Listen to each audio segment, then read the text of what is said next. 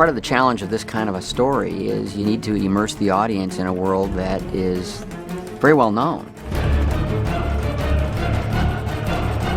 Unlike a fantasy world, where you have a certain degree of creative license, there's virtually none of that with something like Angels and Demons in trying to recreate Rome, recreate the Vatican, and take people into that world in a way that is utterly realistic. I really had a tremendous group on the production design side, the visual effects side, the costume design, and editing and cinematography that all had to work to make the audience believe they were in the Vatican experiencing what they were experiencing. I'm sort of the first guy in and the last guy out. Ron decides he wants to make a movie, then how do you actually do it? I deal with budgeting the film, scheduling the film initially to get that approved by the studio, and then putting the crew together, and then sort of overseeing it as the production runs through. Our primary goal in doing Angels and Demons is really bringing Dan Brown's book to life. And so it takes a lot of research. So that was, for me, the primary and the really fun part, was working with the prop people and the production designer and the set decorators and comparing the research and learning all of that inner workings of the Vatican. When I design a set, obviously you have to keep the camera moves in mind and just how the director might choreograph the action and things like that. So I tend to design a set around the script requirements rather than the reality of the place. All I'm striving for is that we blend with the rest of the film, we serve the film. I'm looking to see that everything we've done blends in with Sal's photography, hopefully invisibly so no one's aware. As he's shooting each scene, we try to keep as close to camera as possible. I think it's a benefit to the movie and to the director, because the sooner you can see the scene, you can see how things are flowing and what's working and what's not. If there's any tweaking he needs to do. The challenges on these films are how do you present the story in a clear way and at the same time make it emotional and visceral.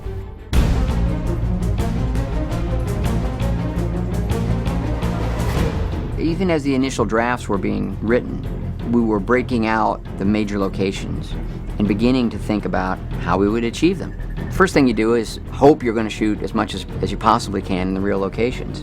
Of course, for us, that was a non-starter because the Vatican was completely off limits. We began a process which was collect the questions and seek the answers. Can we shoot there? Are we going to build it? If so, how much of it are we going to build? How much of it could be a set extension?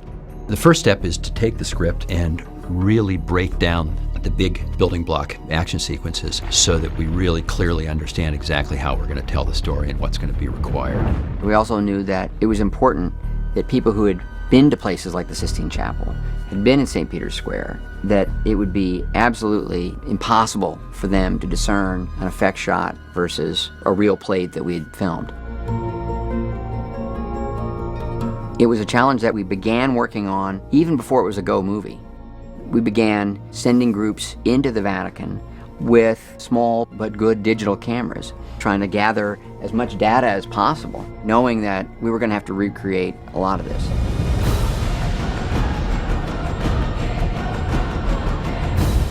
In Rome, we shot for about a month, and we shot a lot on the streets. We shot the exterior of Popolo. We shot the exterior of the Pantheon. Having been through the experience of Da Vinci Code, we never expected to be able to film in the Vatican, so we just sort of quietly went about our business in Rome, lining up as many locations as we could that didn't directly involve the church. But because the church is so a part of every aspect of Rome, it required being even more diplomatic, more vigilant even than on Da Vinci Code. I mean, we're right literally in their home turf. These are monolithic spaces. They are grand and they are legendary. You can't scrimp on the Sistine Chapel or even, St. Peter's Square. If you can't be in the actual spot itself because there's too many tourists and the lighting isn't going to be right. Oh, and by the way, the church won't let you shoot there as well. Well, okay, that's all right. Let's build it instead on some kind of grand scale, the same way that Gone with the Wind was made on such a grand scale. The Sistine Chapel, it was just such hard work trying to recreate it accurately, from the mosaics on the floor to the paintings. Michelangelo's Last Judgment, and make it look realistic was quite a feat, and James Gemmell, my scenic artist, I think he's another genius I've got working for me, thank goodness. He's done a really good job of it. Every time I walk on one of his sets, I try and find him to tell him how amazing it is. His detail is incredible. I wonder how he's done some of it, the marble and the paintings and the Sistine Chapel. There's just amazing stuff, really beautiful. Alan Cameron built the four walls of the set up to about 40 feet high, which left us only with adding the ceiling. We laser scanned the set so that we have true geometry of the set, from which then MPC can work out the geometry of the ceiling to fit. The Pantheon came in fairly late, and we built part of it full size. And then the huge marble floor we recreated, about 120-foot diameter, I think. My art director spent a lot of time on the computer creating marble designs, which were then printed on paper, glazed and varnished to look like marble. And then the rest of the set would be green screen, which the visual effects guys put in afterwards. The second marker must be a statue in St. Peter's Square. We always knew that we were going to have to use every device imaginable to try to recreate St. Peter's Square. St. Peter's Square was a particularly loaded sequence. We knew that we wouldn't be able to shoot with up to 100,000 crowd, and also then anything to do with St. Peter's Square involved the explosion as well. So we had to create the environment. We went online and just started looking for acreage as close as possible to Sony. First thing that jumped out at us was Hollywood Park, this massive parking lot, and we actually got them to agree to lease us 20 acres of parking lot, which we then built into our St. Peter's Square set, which wound up being roughly the size of 2 football fields, and I'm told one of the largest sets ever built. It's a combination of physical set and visual effects. I spent a lot of time with the visual effects department and Angus, building models, going through the logistics of what might be real and what would be later put in by the computer. You're trying to decide what you need practically for interaction, what you can build cost effectively, what needs to be expanded with visual effects. We had a small portion of the facade of the basilica, and we had 1/3 of one side of the square. The Brunelleschi colonnade we built was actually full size, the section we built. The obelisk in the middle was full size. We designed the cobbles around it. All that was very faithful to St. Peter's Square. Piazza Navona, Bernini's Four Rivers. Alan Cameron, who's not only brilliantly creative, but is also highly organized and very practical, found ways for us to keep reusing elements. Basically, we took St. Peter's Square and reused it, redressed it, built the Four Rivers fountain in the middle of it, and hopefully you won't notice the difference.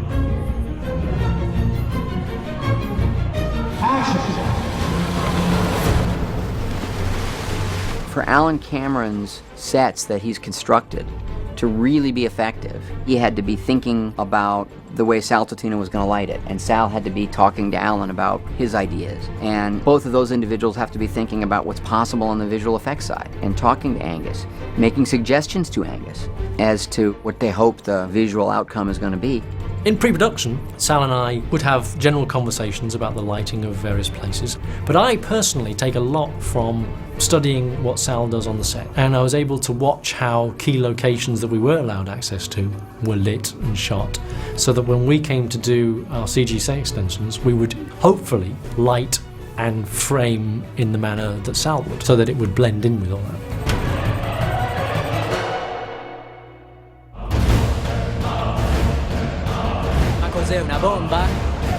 That explosion scene had always been controversial because that's a scene that we altered a great deal. In the book, Robert Langdon went up in the helicopter in the book. He actually jumps out. Both Da Vinci Code and Angels and Demons are not swashbuckling tales. They're very earnest. And so, as wild as some of the ideas are, the story's job is to try to keep making you believe it could be happening right now, today, in Rome. Once we got through the broad strokes of the Camerlengo going up alone and taking the antimatter canister with him, then we began with some rough storyboards and talking about the feeling in the environment, the emotion of the scene, what it might be like to be in St. Peter's while something like that's going on, and Langdon's point of view of it, what he and Vittoria's experience might be like. I wanted to make it as immediate as possible so that you didn't necessarily feel like you were watching it from afar, from some grandstand, that you were really in there with them.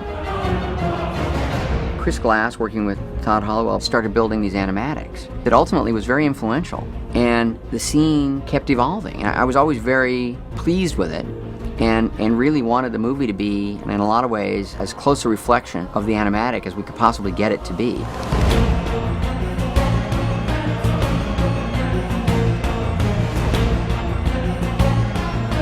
Storyboards and the animatics are a way to get a lot of creative people on the same page as to what the objectives are.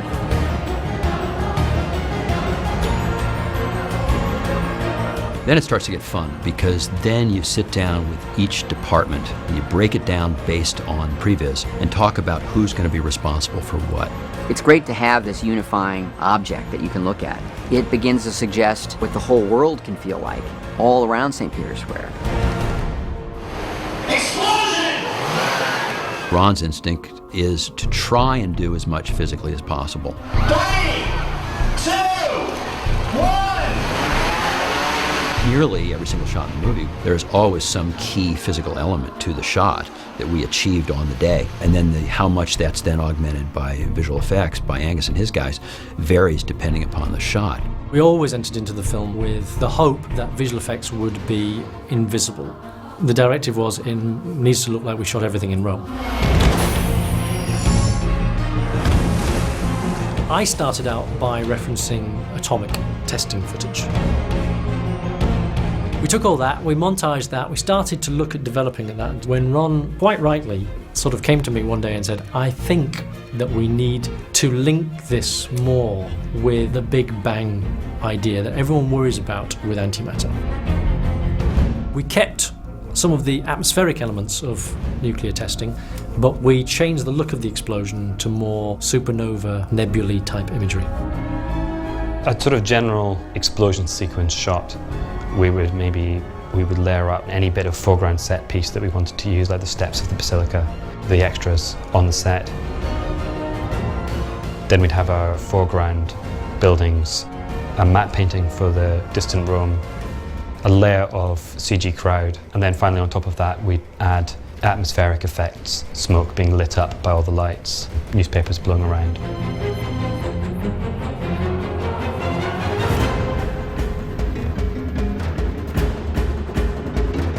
The explosion sequence probably was conceptually the one that was tougher to see from some of the other sequences because there were elements that were just not there at all. One of the challenges with these kind of movies is that you have to have the big sequences that are green screen sequences have to be done pretty quickly so that they can start working on them. So you don't have a lot of time to nurse it along, You really have to get after it.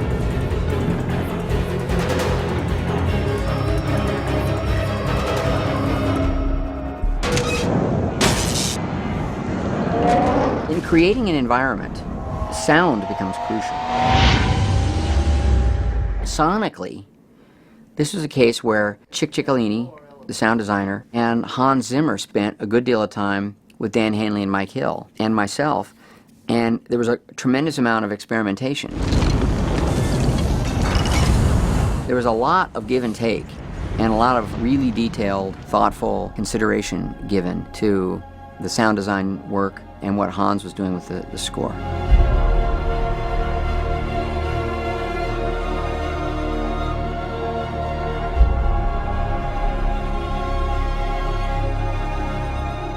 It's a very interesting movie sonically. Most things happen in big cavernous spaces. And I think on that one, what we managed to do with sound is to create this world and keep the audience very much rooted in this world. It's this ongoing process of exploring, meeting, thinking, editing, reimagining, and it doesn't come together until the last days of post-production, when you really actually know what the sequence is going to be.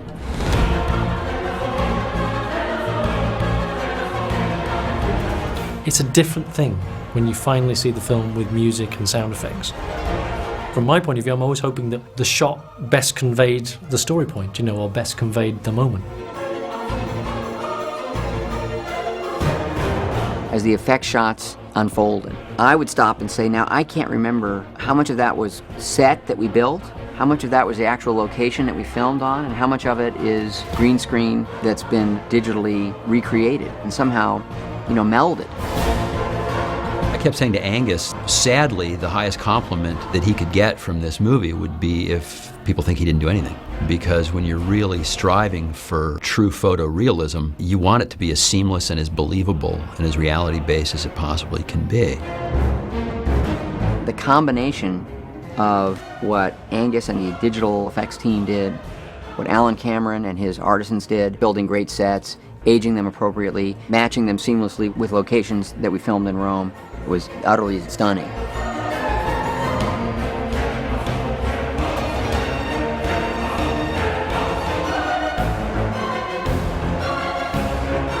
We all work together to give Ron Howard the look that he wants for the film and what we can each bring to our area and collaborate. But there are a lot of other people that have to work together so it all looks right.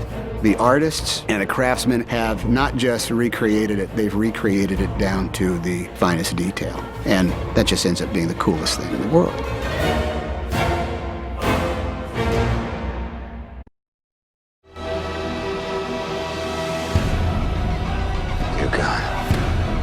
Secret so powerful that if revealed, it would devastate the very foundations of Christianity.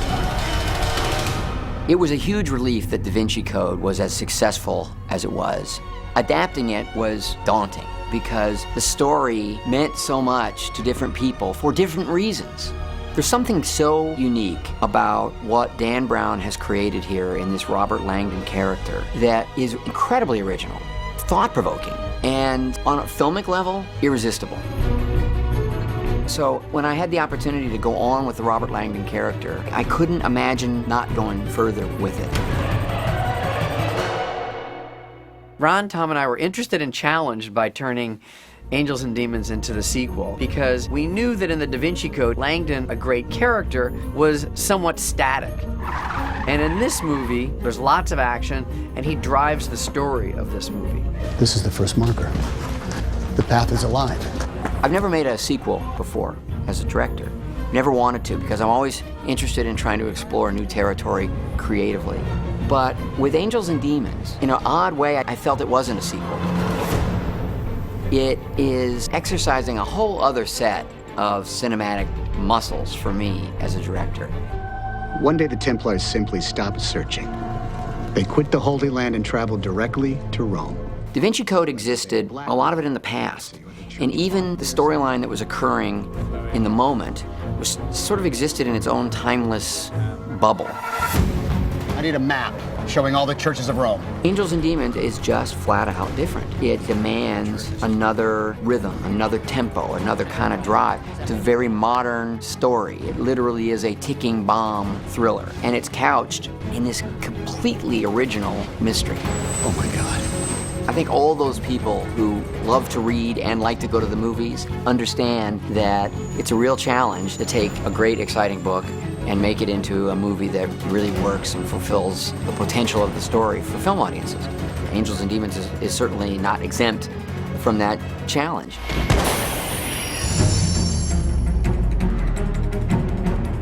Akiva Goldsman and David Koepp are two writers who have a great deal of experience taking challenging but exciting novels and making them into really compelling movies. It was great to reconnect with Akiva Goldsman, and we had begun talking about the possibility of Angels and Demons while we were doing Da Vinci Code. The dust settled, audiences all around the world had really enjoyed the movie, and we started talking about doing Angels and Demons. This has a lot more motion, a lot more dynamism, a lot more action, a lot more murder. So it's more easily adaptable. In 14 minutes, he's going to be dead. At a certain point, due to the writer's strike and the fact that Akiva is not only a top screenwriter, but he's also an A-plus movie producer, he ceased to be available, and we had the great good fortune of getting David Koepp, who I had worked with on The Paper, and he came in and just continued to do great work I had a lot of fun writing the Robert Langdon character and finished off the shooting script. The things that they'd established for the characters I needed to be mindful of and respect, primarily Langdon, since he's the only one who recurs. But in terms of style, I think there are certain stylistic things that carry over, but it's a whole new movie and it can be approached in a whole new way. Your expertise, your recent involvement with certain church, shall we say, mysteries. This is the first book in the Robert Langdon series. Dan Brown was really onto something when he wrote this for the first time. Now, it was a long time ago. He wrote it before there was Google or internet.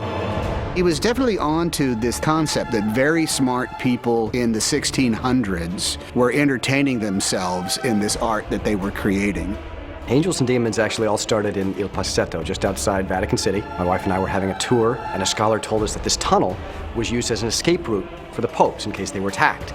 And began talking about the enemies of the Pope, certainly the followers of Galileo, who were not too happy that Galileo was under house arrest. We started to have images of cloaked scientists running around in tunnels, and the image was just too exciting to leave out. I had to write the book. The great thing about the book is, and all Dan's books, is that they are loaded with historical detail and an intense amount of research. It's really a gift. I mean, you just get to flip through and find out things you never knew. I think that's part of what people go to these movies for and what they buy Dan's books for, is that level of scholarship. Galileo's third text. For Angels and Demons, I did the bulk of the research before I wrote the novel.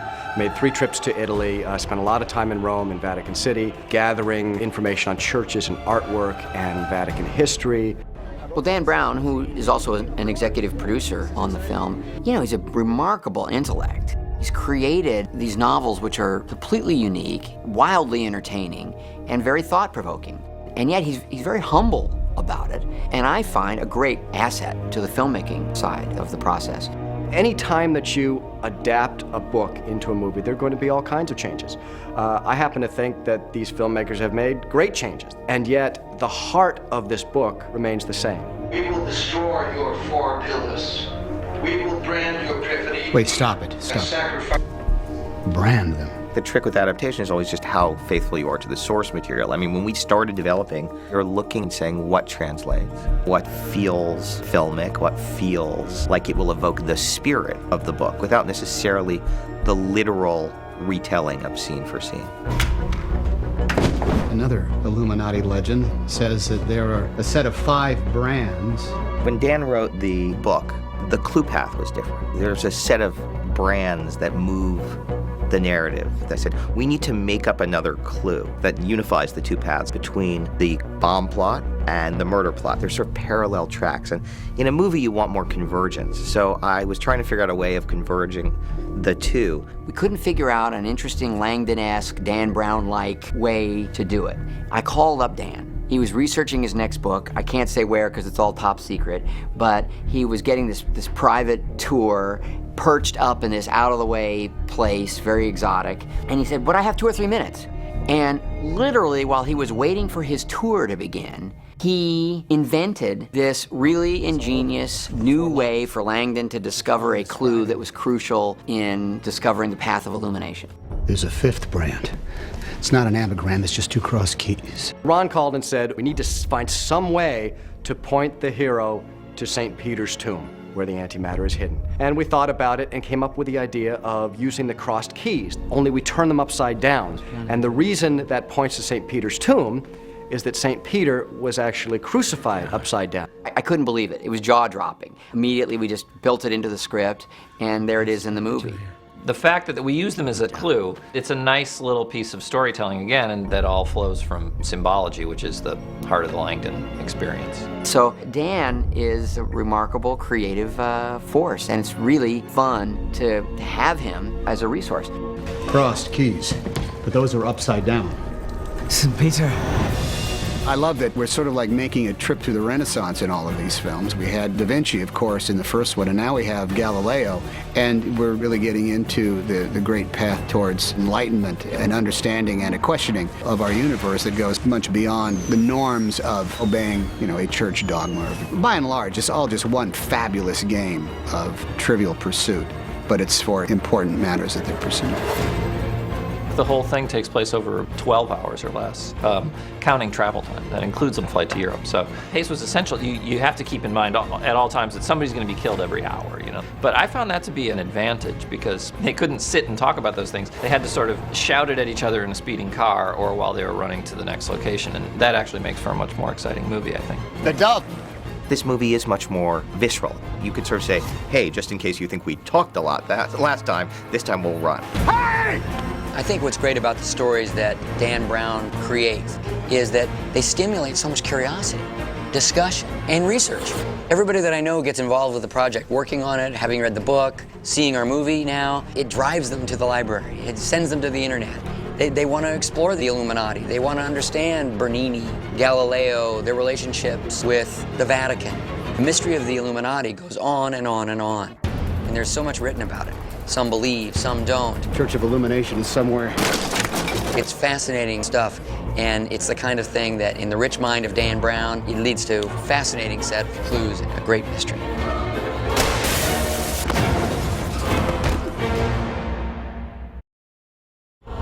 Have you come to make me a martyr?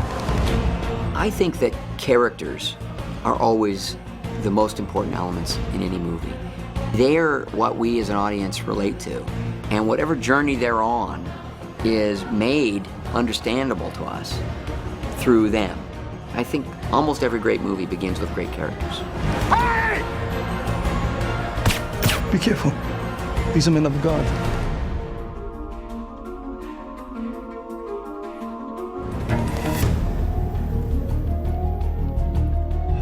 If I can find the seño, the sign that marks the beginning of that path, the 4 churches along it may be where he intends to murder your cardinals. Robert Langdon was just a guy who, who wrote books, and then from there he was thrust into this first-rate sort of scavenger hunt of trying to piece together these clues with a big, massive truth at the end of it. It was pointing southwest. Earth, air, fire, water. We're looking for a Bernini sculpture having something to do with air. The second church is somewhere southwest of here. Tom plays Langdon so beautifully in this film. He's serious, he's erudite, and yet he's funny. He's got the sense of humor that the character has in the novels. You removed a document from the Vatican archives? She did. Tom's curiosity and his intellect blend so beautifully with that Robert Langdon character, and he's really creating a deeper, richer, more interesting character to watch. This version of Langdon is sadder but wiser, a little mentally tougher. He's been through the other experience. He's kind of walked through that fire. Now look, you can do as they say and force me back to the Vatican. Or you can show how real cops act and take me to Piazza Navona where we still might be able to stop it. Langdon is brilliant, but he's not a superhero. Action! Hey! Somebody help! He's a human being. He's a lot more like you and I than many of the big heroes that you see up on screen. It's wonderful to play somebody who is smart, who is an expert in this very, very obtuse field, and is constantly collecting, the knowledge, but not only the knowledge, but also the interpretation of that knowledge. Galileo's third text, dialogo, discorso, diagramma. He's constantly living a game of Jeopardy. Pentagrams for 800, please, Alex. Fire references for 400. Air, fire, water. Bernini's 4 rivers. He's made these connections, and he's made it his life to make these connections in a realm where nobody else really does it. Santa Maria della Vittoria, you know it? Yes, I do. It's the next church. It's a fascinating blend for me of stuff that I by and large, I'm interested. Fellas, you called me.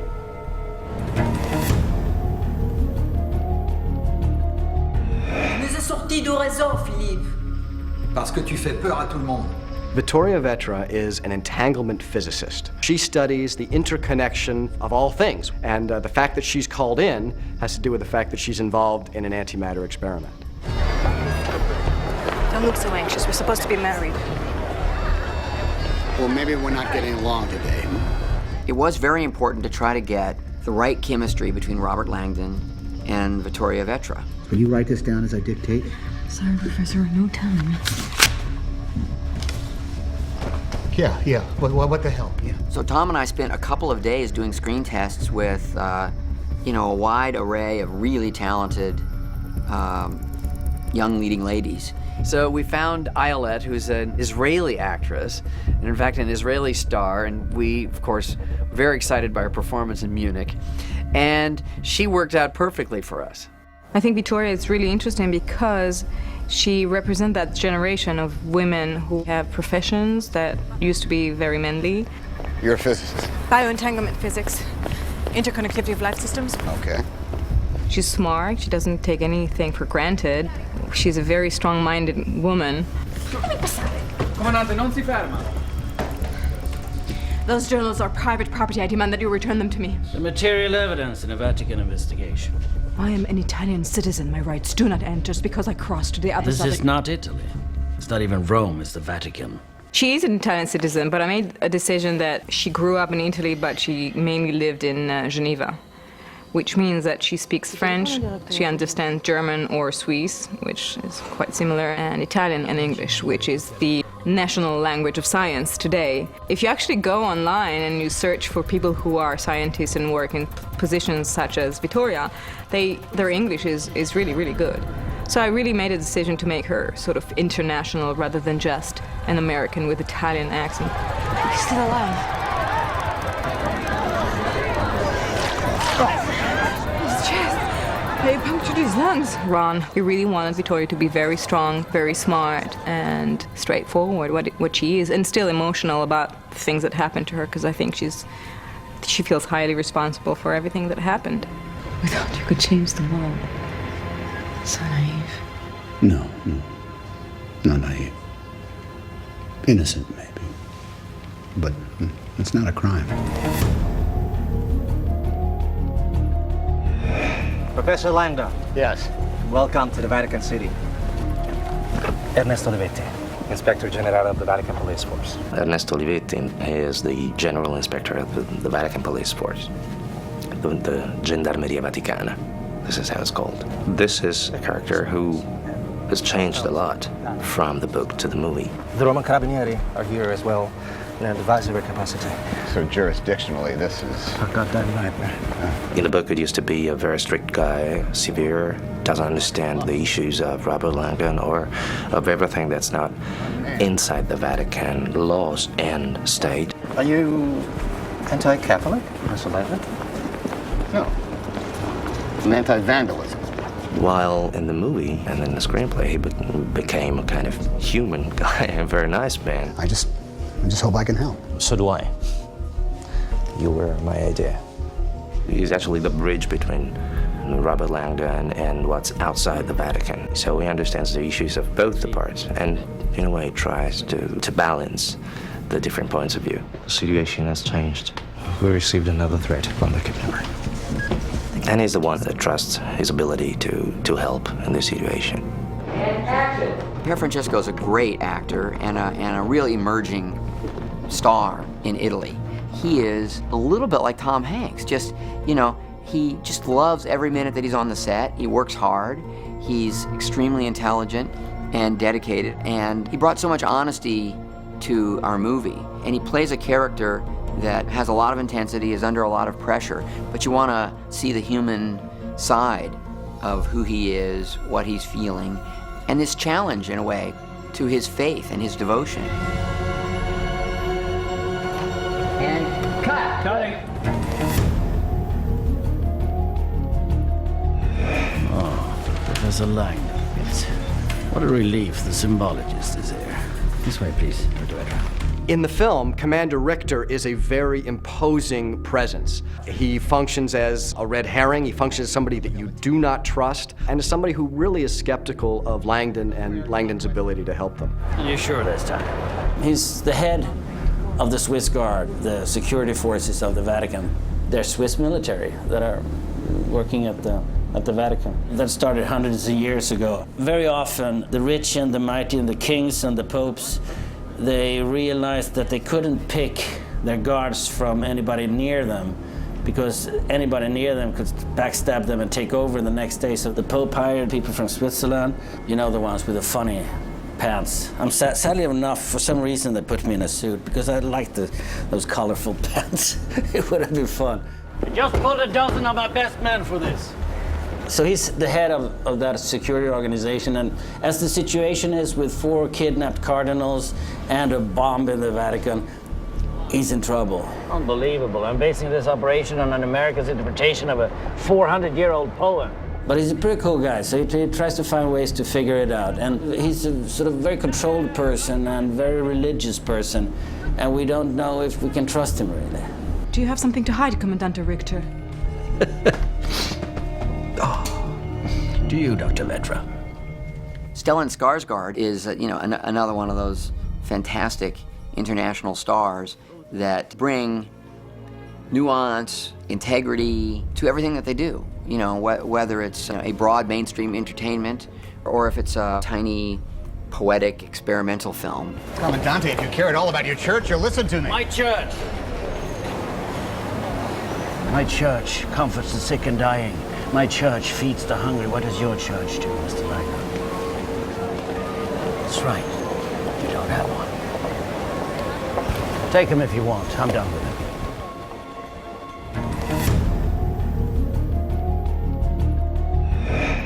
At the end of the mourning period, the College of Cardinals will lock itself behind the doors of the Sistine Chapel for conclave. Cardinal Strauss is a little bit like Ratzinger was before he became Pope. He's the second level, he could jump very close. It's not a big jump to become Pope. It is a recommendation of many that you ask to be removed from your post as Great Elector, making yourself eligible to wear the ring of the fisherman. Well, if it is God's will. Conclave is to vote for the next Pope. Of course, film without conflict doesn't work. Conclave and conflict, both is in it, and so there was a big battle. Signori, I am thinking now of Romano Pontifici eleggendo il numero 63. Acclamation by adoration. Ecco, signori. Yes. The whole cardinal story, to become Pope, it's like a movie. The reality and the fiction is almost the same. I'm sorry, the protocols of conclave are not subject to modification. I will not call a ballot on this matter. They are singing in St. Peter's Square, and what happened here tonight transcends our laws. Does it? Is it God's will that we give ourselves over to frenzy, discard the rules of the church? An actor like Armin Mueller-Stahl, he can be playing a villain or he can be playing a sympathetic character. You can never quite be sure where that person stands because Armin doesn't operate creating black or white characters. They're nuanced, they're sophisticated, detailed. Armin brought all of that to Angels and Demons. Religion is flawed, but only because man is flawed. All men, including this one. There's a question I'd like to ask you first here, in the office of His Holiness.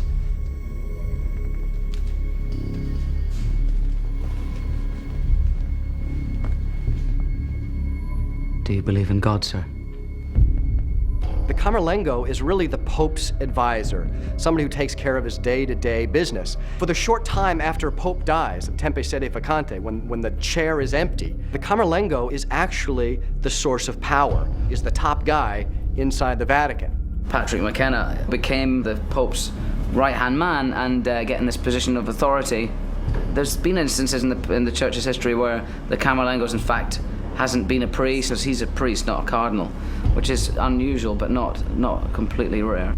I'm familiar with Illuminati lore and the legend of the brandings. The Purga is a dark stain on this church's history. I'm not surprised this ghost has returned to haunt us.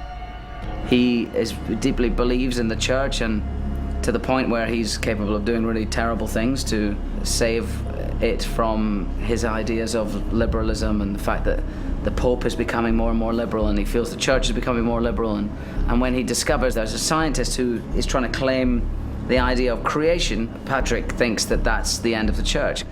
We are all bound for heaven eventually, are we not?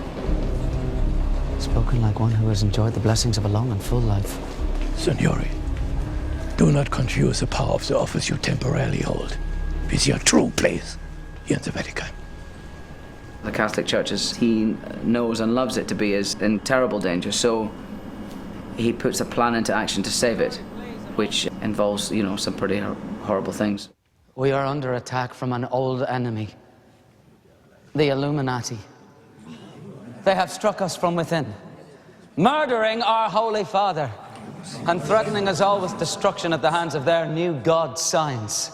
Ewan McGregor is one of these actors that I've admired for a long time. I've always wanted to work with. He was excited about delving into this world of the Vatican and what you see behind the curtain at something as eventful and significant as conclave. It's great to have somebody of Ewan's stature with his charisma. We're weak when we should be strong. If science is allowed to claim the power of creation, what is left for God? It's quite ungodly the way he goes around it. He's quite power hungry, but all people who are power hungry would be able to explain why, and they would have a good reason. I mean, his idea ultimately is to take over and to become Pope, and so that he can guide the church back down a more rigorous route that it's going at the moment. I think he believes in what he's doing. I always think it's more interesting if you're playing somebody who would be considered the bad guy, if you like, to find out why they're doing it and to play somebody who's driven because of a reason. And nobody really believes themselves to be the bad guy. You know, everybody has a reason for doing what they're doing. Their boundaries are just pushed, in Patrick's case, to the extreme because he's an extremist and he believes the things that should be changed. He also, in the process, before it all starts, kills his father, the Pope. And that's not a very nice thing to do either. Father, into thy hands I commit my spirit.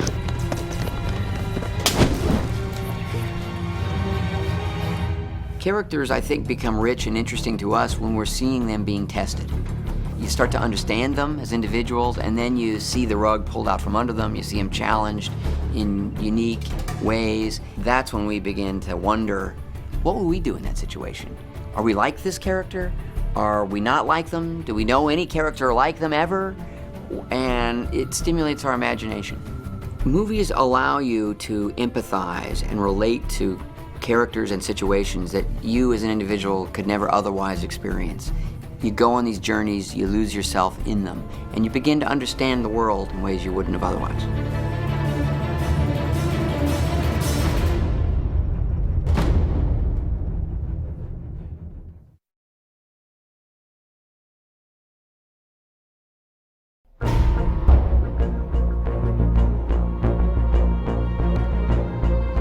Being in CERN, doing the research, talking to some of the physicists was very interesting. We spent some time with the reduced crew. That was fun and exciting. They liked the book. And they were very helpful creatively. The idea of CERN was a very powerful dream when it was built. You can imagine Europe coming out from the Second World War, which was devastating for the world, but it was even more devastating in Europe because not all the countries in Europe were on the same side. CERN from '54 up to now has essentially grown, stabilized, become the most important laboratory in the world for particle physics. We are trying just to push the limit of the knowledge of nature beyond what we know now. Now, did you want that in English or in a language? In English.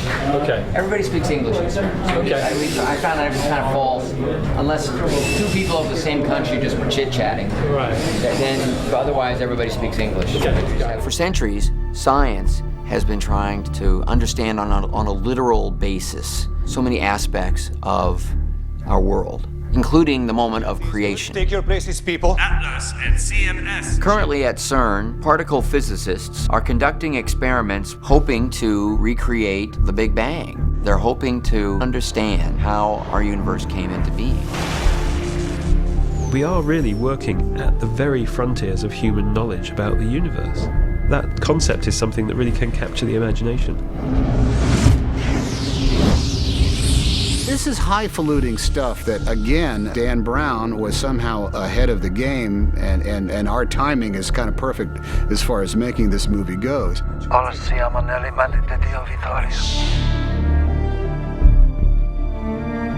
One of the great things about working at CERN is that you're working side by side with people from over 100 nationalities. Today you will find some very unexpected working relationships. You'll find Indians and Pakistanis working on the same project. You'll find Arabs working with Israelis. We have 2 Saudi Arabian students working on projects here. So you just find that when people are all engaged in the same project with the same curiosity about the universe, then anything else is secondary. People can really work together, and that's a wonderful thing about CERN. Our convention says 2 things that I think are extremely important. One is we must not do any research of military nature at all, and the other says that we must publish and make as widely available the results of everything that we do. CERN has an open door policy. We're open to the public 6 days a week. We have open days every few years where we invite people in, and the last time we did that, the estimate was something like 70,000 people came here over a weekend. CERN is evolving into a global lab. We have 20 European member states today. But in the current project, the Large Hadron Collider, there are something of the order of 40 collaboration agreements we have with other countries. There are a number of countries that have what we call observer status at CERN, which means they come and they take part in the CERN Council's meetings. They don't vote, but they take part in the discussions. And those countries have made quite substantial contributions to the project. CERN has a staff of 2,500 people, and their job is to build the basic infrastructure that allows the research to be done. So CERN builds and operates particle accelerators. That's what we're here to do. Everything is made of particles that interact in various ways, and what we're studying is what the composition is, how they interact. And that's what a particle accelerator does. It smashes them together and watches them interacting with each other. It's a way of studying the origins of the universe, to try to isolate what some people call the God particle. The Large Hadron Collider is a technological marvel, really. It's the largest superconducting installation ever built. The LHC is about 27 kilometers in circumference, so this is a circular accelerator. It's about 100 meters underground, nice, it's quite safely tucked away. There's a tunnel which is about 4 meters in diameter, in which the accelerator sits. So it'll operate at minus 271 degrees. That's 1.9 above the absolute coldest temperature you can ever have, and colder than outer space. The vacuum inside it is such that there's 10 times more atmosphere on the moon. These are kind of big 7-story high detectors which aim to capture every single aspect of this collision. Each of the sub-detectors is looking at a different aspect, measuring the energy, where it took place, picking up all the particles that came out of it, and then what they do is, of course, try and reconstruct what actually happened at the collision point. So LHC is a big time machine. It brings us to 1/10 of a billionth of a second after the Big Bang. So there we can understand how the universe is made.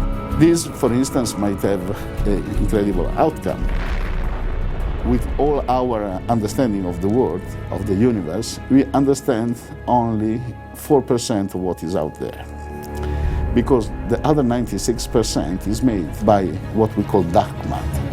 Matter which doesn't emit light, for instance. One of the things we might find here, the famous God particle, the Higgs, because on all the things we have understood, we don't have understood yet what is the origin of the mass. And this particle is an explanation. It's what gives all matter mass, the thing without which we could not exist. You're talking about the moment of creation.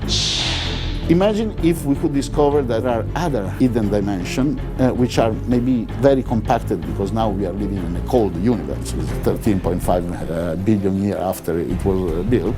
The big change of paradigm of the beginning of the last century was just to understand that it's not 3 dimensions and time is a separate, but they are all together. We're about to start the machine this year. It's a focus for particle physics around the world. It's going to bring us some amazing new discoveries about the universe, and we expect it'll have an operational lifetime of 15, maybe 20 years. That canister contains an extremely combustible substance called antimatter. We need to locate it immediately. The origin of antimatter is really interesting. Matter is made out of small particles which form nuclei, and then a nucleus with an electron, that's an atom. Now when you create these particles from energy, you always create them in pairs. You always create an electron, for example, and its antimatter twin, the positron. It's like, imagine you sitting on the sand, a stretch of sand, and you dig a little hole into the sand. Then you put the pile to the side. You cannot create the hole without making this pile of sand at the same time. And that is basically somehow the best way to think about antimatter. It's a kind of a mirror image of matter. We think that this transformation of energy into mass happened during the Big Bang. Immediately the problem came up saying, well, if that happened during the Big Bang, you would have 50% matter and 50% antimatter. So our universe should be made 50% out of antimatter. But we have lots of evidence by looking out into space with radio telescopes and listening to all kinds of signals that there is no antimatter in the universe. So where did it disappear? And there is still a program here at CERN which looks into this question because it's one of the biggest mysteries of the universe. What happened to the primordial antimatter? I'm quite familiar with incendiaries, Miss Vetra. I've never heard of antimatter being used as such. Well, it's never been generated in significant quantities before. How do we create antimatter? The way to do it is to transform energy into mass. We accelerate particles to very high speeds, speed of light almost, and then we let it collide with a target. And when these particles hit the nuclei, the energy is transformed into new kinds of matter and antimatter, 50-50. Once you have made antimatter, you have to be very, very careful not to bring it in contact with ordinary matter, because as soon as the two meet, they will destroy each other. They will go into pure energy. So what do? We pump out the air out of our whole apparatus. Strong magnetic and electric field keep the antiparticles on their track, so they are circulating without touching any matter in this ring. And then we let them go into experiments which can trap the antiprotons and suspend them in so-called penning traps. In an airtight nanocomposite shell with electromagnets on each end. But if it were to fall out of suspension and come in contact with matter, say the bottom of the canister... If you take 1 gram of antimatter and 1 gram of matter, you would produce something which corresponds to about the energy released in 3 Hiroshima bombs. That is a lot. But we cannot produce 1 gram of antimatter, so there is no risk that we ever produce such a bomb. If you take all the antimatter which has been produced here at CERN over 10 years or so, and you just calculate what energy they could release, that's about 10 billionth of a gram, that would just light a light bulb for about 3 minutes. So it's not very much. Why do we study antimatter?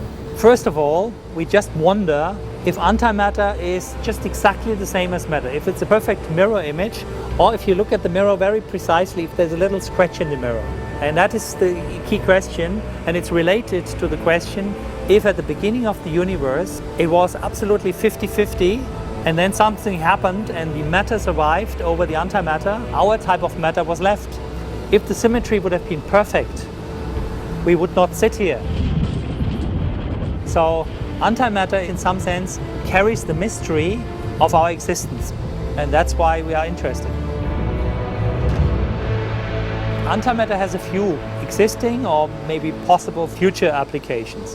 One application of antimatter is that we can look inside of us. It's used for what's called a PET scan. It's PET stands for positron emission tomography, and you can make pictures of your brain without going inside. So antimatter has helped a lot in order to understand the functionality of the brain, and it can also locate tumors in your body. For therapy, we are currently thinking maybe one could use antiprotons, also antimatter beams, which are directly into your body in order to destroy tumors which cannot be treated any other way. There are in Europe and in the States and in Japan a number of centers which use protons, which are much less devastating for the side tissues, because their release of energy is totally different from the release of energy of gamma rays, photons that they are using in the normal radiotherapy.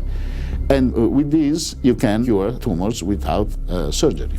Or you can get to tumors where surgery cannot get because it is making collateral damage which is too big. So we are promoting technologies in a sense that then they migrate into the society. I think that people who come here, they come here because they're motivated by curiosity. They want to learn about the universe, about how it works, ultimately about what we're doing in this great, wonderful place that we live. And they're also people who are very keen to share their enthusiasm with other people. One very concrete example of how that has benefited mankind immeasurably is the World Wide Web. It was invented here as a tool for particle physicists, and the first institutes to use it were all European research labs. In the early 90s, when the web was invented, the time was sort of right for something like that to come along. People were beginning to have computers with a reasonable amount of power in their homes, and there were a number of systems being developed to allow you to use the internet in a sort of very intuitive way. And what CERN did that was different was in 1993, CERN issued a statement that said the web is public domain. Now what that means is that we renounce any intellectual property on it.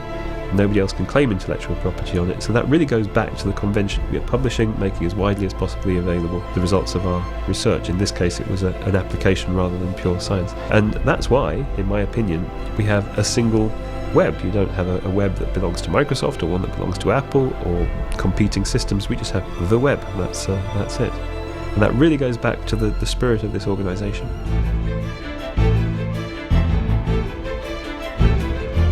The mission of CERN for mankind is just to push the frontier of knowledge a bit further.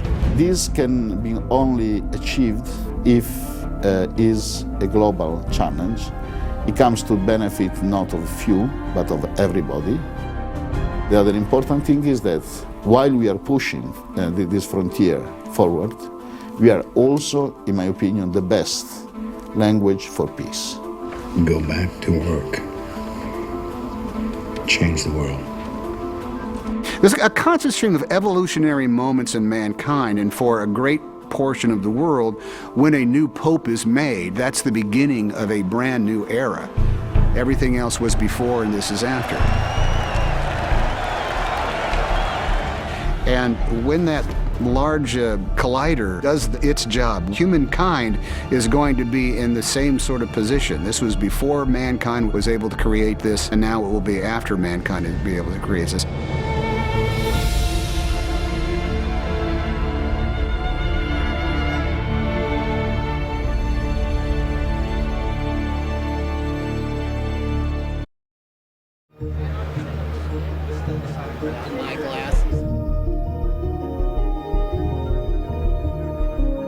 Developing these movies, I always ask the art department to break down the script and understand all the props and all the set pieces and so forth that we're going to need, but also go back to the novels, because even if it's not been included in the script, Dan is so specific and so detailed that it's a great resource. Each one had to operate on a couple of levels. It had to provide the clues that we needed to move the mystery. It just gives the movie a kind of a density and makes it fun to watch. Go in there like that. Is that too close? Prop master is responsible for everything the actors pick up and touch in the film. So everything from rings and watches and eyeglasses to brands and books and guns, anything that's scripted.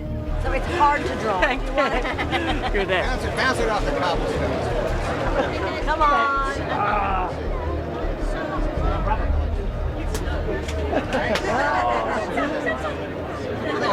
Almost there.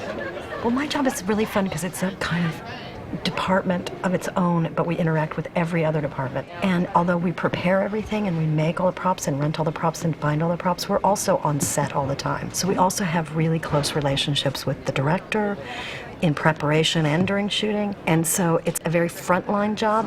The first reveal is you kind of see it, and then when you pull it away, it's... For this film, we've created a lot of very specialized props that took a lot of time. Is it supposed to be this heavy? Huh? Is it supposed to be like this? So I can hold it like this? The antimatter canister, which is the containment vehicle for the antimatter that potentially could blow up the Vatican City. Yeah, hold on 1 second. Watch, here, I have these photos of my dog. See? It's so portable. So the first time that Robert Langdon goes into the Vatican archives, he knows that he's looking for a clue that will lead him on the path to the Church of Illumination. A few days with this, and I would have actually been able to finish my book. It sold dozens of copies at the Harvard bookstore. And there are 3 Galileo books that he knows of, and there's the only existing copy, it's the Diagramma. Sorry, I don't think there's anything that could be interpreted as a... Wait. Do that again. In actuality, this is just a watermark, which is like a transparency in the paper that's made in the old-fashioned way of making paper. They would literally take wire and make the pattern, and then it would show up. We've done it in the oversized version in red so that visual effects can key in on that, and then they'll make the paper appear transparent. As they read from Santi's earthly tomb with demons hold, cross Rome, the mystic elements unfold. The path of light is laid, the sacred text. Let angels guide you on your earthly quest. What does this say in Italian right here next? Ecstasy of St. Teresa right there. So this is the book that we created for the Vatican archives the second time that Robert Langdon goes to the archives. We have a Vatican symbol on the front, and we created all of this by hand with an artist named Andrea De Passo, an amazing illustrator. She did all the writing, all the pieces, everything in it is all done by hand. And then modified in the computer, all the aging is created in the computer. And this is essentially a record book kept by the Vatican to show the monetary value of all of the pieces that have been created. It has a description of the work, a little sketch, and then all the payments that have been issued, which is what all of these columns are. Scudi, which is their money term at the time. And this is from about the 1600s. And then this hero, the important section in the scene, starts with this Bernini elephant, which has an obelisk. And it was put in front of a church that when the priests would come out of the rectory, they faced the rear end of the elephant. Every day they'd walk into the big rear of the elephant. So we put that on the facing page. And then this is kind of the big sketch, but there are clues, because Robert Langdon is looking to find where the next piece is that leads the Illuminati along the path to the Church of Illumination. And over here it says seraphim, which is a kind of angel that's called the fiery one. So this is that angel. It's a special term for a fiery angel. It's the closest you can get to a book that looks this old. We did hand work on all the edges of every page. I mean, it was a lot of processes to get to this. Earth, air, fire, water. We're looking for a Bernini sculpture having something to do with air. The second church is somewhere southwest of here. You sure this time? I need a map showing all the churches of Rome. At this point in the story, they know that there's about to be another cardinal murdered within an hour. So he says, where are we? And they're at Piazza del Popolo right here. And so he's trying to find a church along the way between here and here, the Vatican. So he traces right through. And on the map, all these little purple ones is a church. This is a real map, but Ron felt that you couldn't really read the churches well enough, so we went in and we made all the little crosses darker, and we took all the churches and we made a black outline just so that it would pop a little bit easier. And as you can see, there's a church almost everywhere you look. There's every purple square with a cross is a church. Purple areas with these black crosses represent the churches. Of course, in the car, we just did a big close-up with my friend Tom, very carefully, showing the map really well. Where is the Santa Maria del Popolo, the first altar of science? Santa Maria del Popolo. Yes. Wow. Thank you.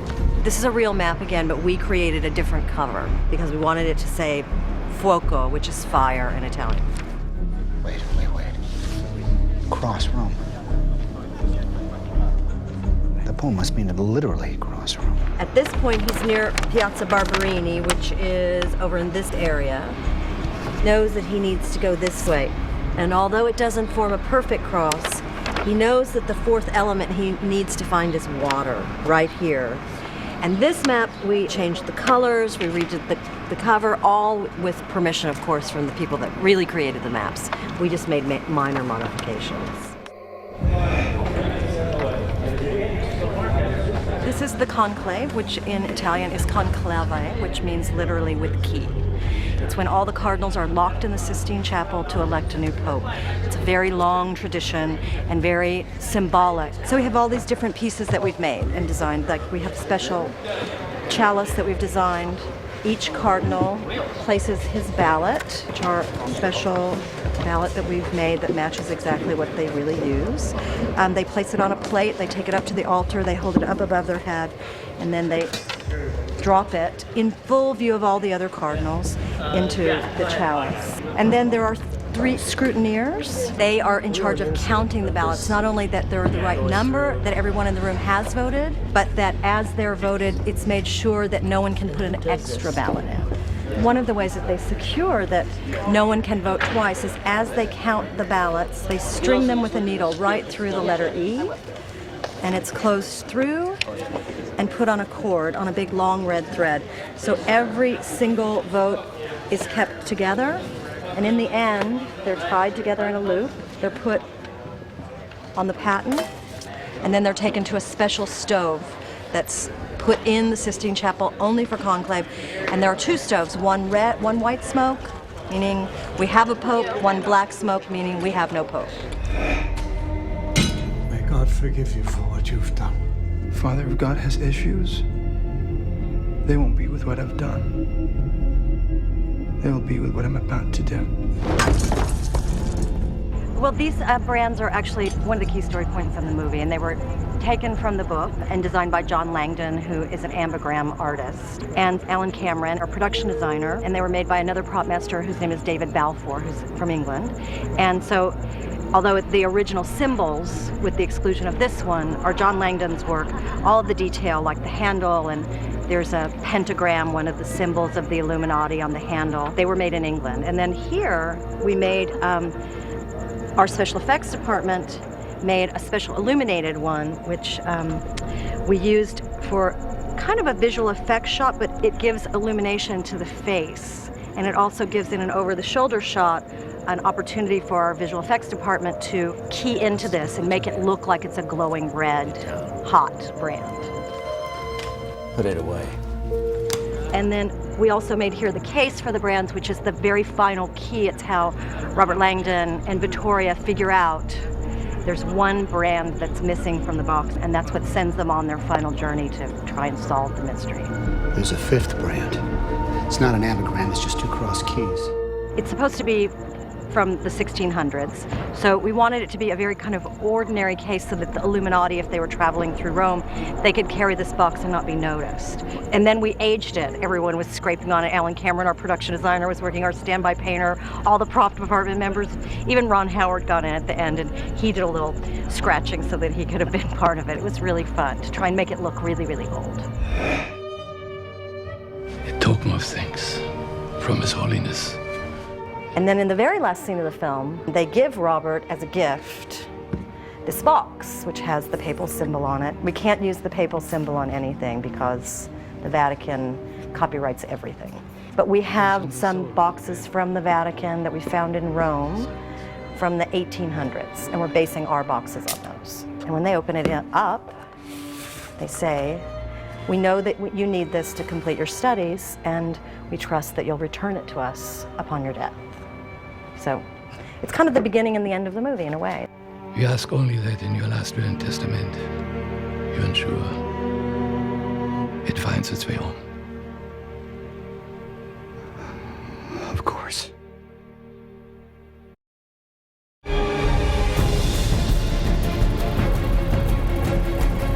The nature of movies is always the same thing, is how do you get people to feel personally invested in the film they're seeing?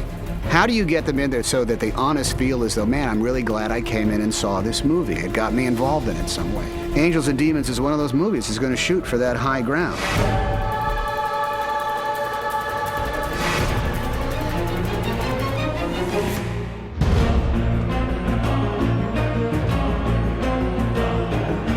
Day one. I've been anticipating this for a while. It's directorially yet another kind of challenge for me. It's this very ultra-modern thriller, very contemporary, has a look and a feel that while we share Robert Langdon and we share the mysteries of the church and code breaking and that sort of thing, stylistically, you know, it's just a completely different movie than the Da Vinci Code was. And so it's interesting, energetic, and we're all having fun here on the first one.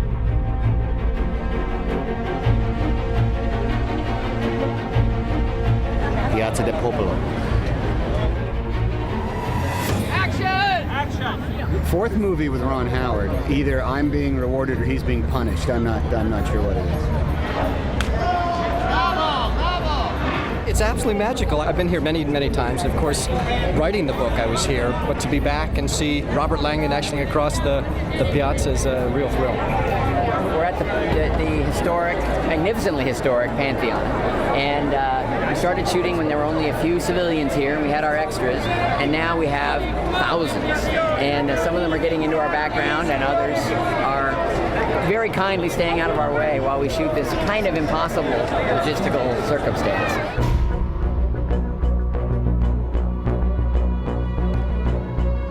Today we are busting out Galileo's poem for the first time out of his Dialogo de Veritas, the Dialogue of Truth.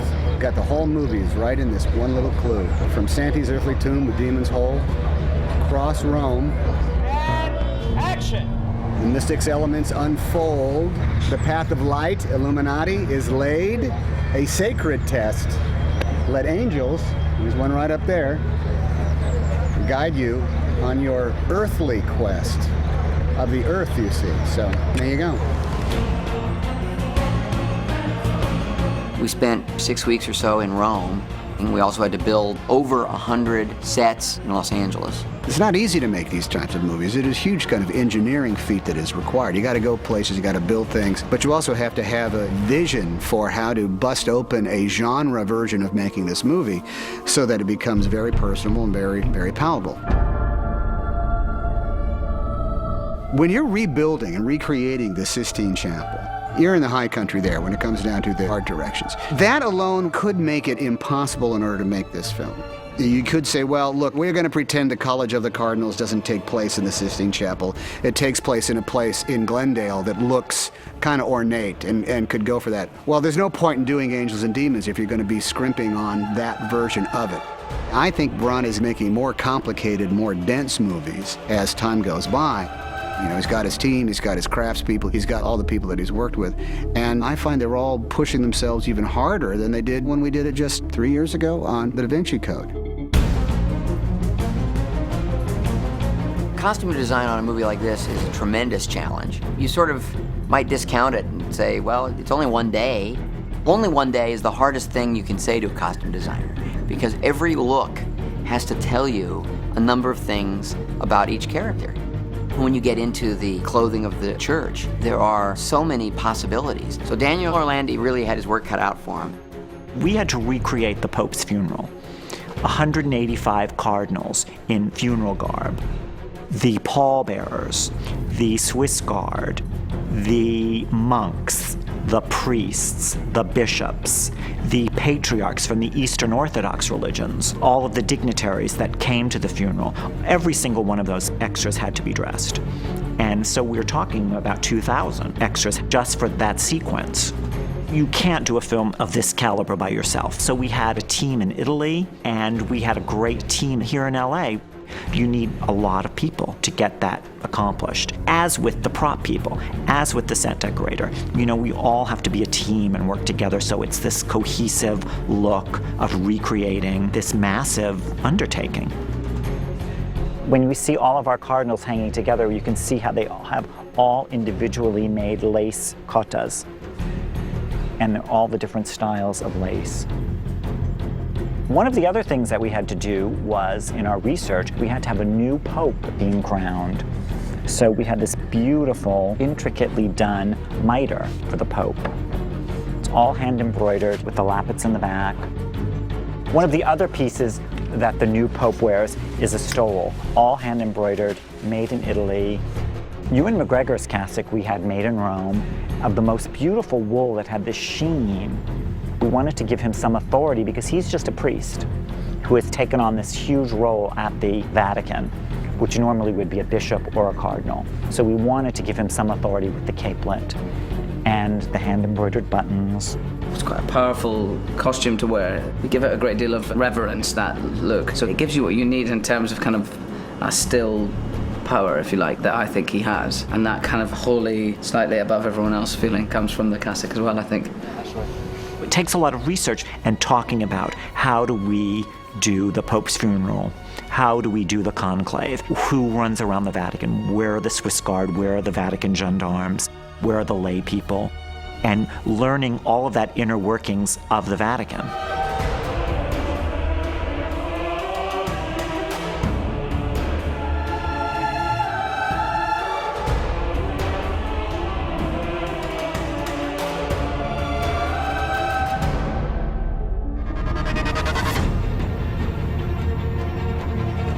Cinematographer Salvatore Totino and I have now collaborated on, I guess, 5 films in a row. And each and every one has challenged us in a different way, demanding a different visual approach. In Angels and Demons, we wanted a kind of a 70s energy, that sort of street movie. I wanted it to have an immediacy, a kind of a chaotic feel, and a kind of a coolness, a kind of a unself-conscious, cool, stylish feel. Unself-conscious and cool and stylish, that's kind of Sal Totino. So he hit the ground running and just shot the hell out of this movie.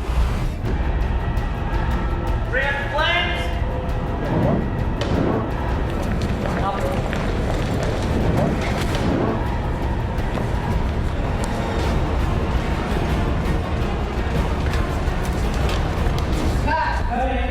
In prep, we brought in Bob Yerkes, who was playing the Cardinal, and we suspended him. So we had to test the drop with the Cardinal, and we had to just figure out what's comfortable, what's not comfortable for him, how close he could get to the fire, since he was barefooted, and we couldn't see that he was wearing any fire gel. So we actually had to be as close to the fire as possible without being too hot that he couldn't stand it. So there's a moment in the script where Tom actually releases the Cardinal a little bit with one arm, and then the men that are holding the bench that he's on get shot and release the tension on the bench, therefore sending it down, and Langdon falls off and tumbles, therefore leaving the chain to fall and the Cardinal to fall into the fire. 3, 2, 1, go! Tom's been doing a lot of his own stunts. He's game to do anything. He's very into the role, definitely.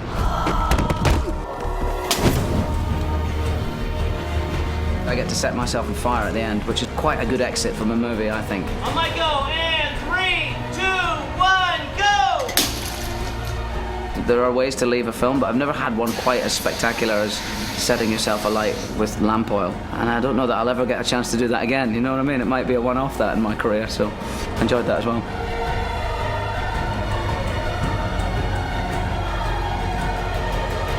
For me, every film has a different set of values. I think it always begins with character and relating to what the characters are going through. As a director, I'm always interested in just trying to fulfill the potential of each individual film. What does it have to offer? Once I understand it, then I can share it.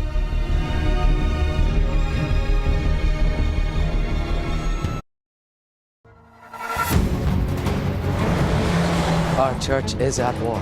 We're running out of options. Find Professor Langdon. The Vatican has called upon Robert Langdon, an old foe in their minds, to help decipher mysterious Illuminati codes. Will you come with me? It's a fascinating element of history, ripe for the picking, when someone with a mind as fertile as Dan Brown chooses to focus his attention on it. Ambigrams. Ambi means both, gram means word. It's a word that can be read both right side up and and upside down. They are very, very difficult to create. Anybody who's tried to write their name, for example, such that it can be read upside down will find that it's almost impossible. The word ambigram was not coined until a handful of others and myself had begun to create ambigrams. That's common for a symbol, like a yin and yang or a swastika, but that's a word. Wordplay was published in 1992. Dan Brown's father bought a copy of Wordplay. He is a mathematician. The mathematicians are very interested in this sort of symmetrical design. There are a set of 5 brands. A few years later, Dan called me. He wondered if I could design some ambigrams to work into the plot of Angels and Demons. I'm familiar with Illuminati lore and the legend of the brandings. Dan wanted ambigrams of the 4 classical elements, earth, air, fire, and water. He wanted an ambigram that encompasses all 4 together. And I want an ambigram of the word Illuminati. Do you think you can do that? And I said, well, I'm really going to try very hard. But the 5th, that's a mystery. Maybe it's this. The earth, air, fire, and water ambigrams individually and in this configuration really were very cooperative because they're made up of some of the most familiar, most widely used letters in our alphabet. Watch here, I'm going to change earth into water. Do you more? And I can also turn fire into air. We are under attack from an old enemy, the Illuminati. The Illuminati ambigram is not as cooperative as the earth, air, fire, and water ambigrams were. The all too regular repetition of vertical strokes in the ILL and the TI gave me much less to work with to differentiate them than I would normally want. They're pointing to it. The angels. One of the things that we have to go through in ambigram design with virtually all ambigrams is to make some things appear in one place and make them disappear in another place. And there are a few good examples here in the Angels and Demons ambigram. The crossbar of the A here amounts, oh, excuse me, I apparently have this upside down. Okay, there you go. The crossbar of the A becomes nothing more than an extra flourish on the S. Similarly, the completely important tail on the G is again over at this end merely a flourish that came off of the O. So the freedom of a stroke that takes on this sort of decorative quality is actually performing a very significant role in the readability. That Illuminati ambigrammatic symbol has been considered a myth for 400 years. Early in the movie, Robert Langdon's explaining that for hundreds of years, people have attempted to create Illuminati ambigrams, but ultimately failed. It's remarkable. Singular. The props people asked me to create failed attempts at the Illuminati ambigram, which was sort of an interesting and challenging concept on its own. If you look very carefully, the book next to this on the bookshelf is wordplay. Professor Langdon. Yes. Welcome to the Vatican City. I'm from New Hampshire. We had a Governor Langdon. I live right next to Langdon Place. There's a Langdon Hall around here. Langdon is a name that has been recurring in my life for a long time. And when John Langdon created the artwork for this book, I just sort of felt like that was the straw that broke the camel's back and that the name would be Langdon. I was really surprised that Dan intended to name the main character in his books Robert Langdon. Robert Langdon. Vittoria Vetra. And now it just seems really amazing that a great actor like Tom Hanks is walking around wearing my name. It's pretty amazing.